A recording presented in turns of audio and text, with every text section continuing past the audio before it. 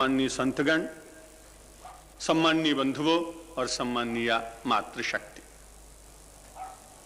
जहां समन्वय परिवार बन जाता है वहां मुझे अपने आप ही जाना पड़ता है। इसलिए डॉक्टर चतुर्वेदी जी की बात मैं मानता हूं और जब भी हमारे परिवार के लोग मुझे बुलाएंगे मैं आया करूंगा।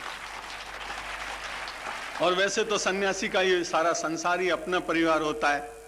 जैसा उन्होंने बताया, मैं 15-20 दिन पूर्व मॉरिशस में था। वहां के राष्ट्रपति जी ने नहीं बल्कि वहां के प्रधानमंत्री जी, उनके अधिकार वहां ज्यादा होते हैं।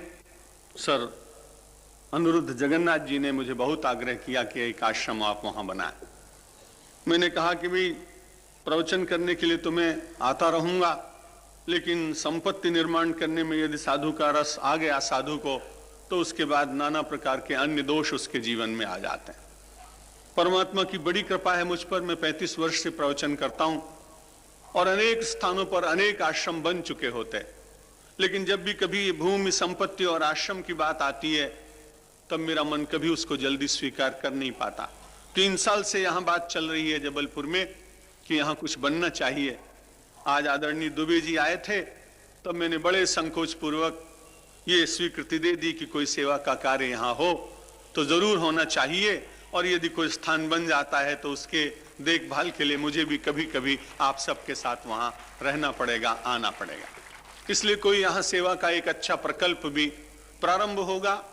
आश्रम बहुत है, मंदिर बहुत है, लेकिन सेवा का क्षेत्र अभी बहुत शेष। और ऐसा देश जिसमें निरंतर बहुत बार आह्वान करने पर कई वर्षों से इस देश की गरीबी मिटाए जाने के बड़े नारे दिए गए, लेकिन गरीबी कितनी मिट पाई ये तो समाज के वो जानते लोग होंगे जो निरंतर गरीबी में पिस रहे।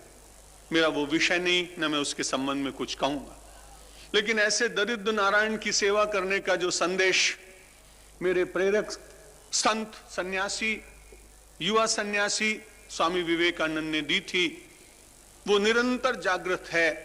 और ऐसे अनेक देशों में जहां भूखमरी है, पीड़ा है, अज्ञान है, बीमारी है, परस्पर कलह है, विद्वेष है, वस्तुओं के संग्रह तो बढ़ रहे हैं लेकिन आत्मीयता का अभाव हो रहा है, ऐसे सब स्थानों पर हम सब लोगों को आध्यात्मिक सेवा के और निरीह दुखी लोगों की शारीरिक सेवा के केंद्र स्थापित करने ही चाहिए।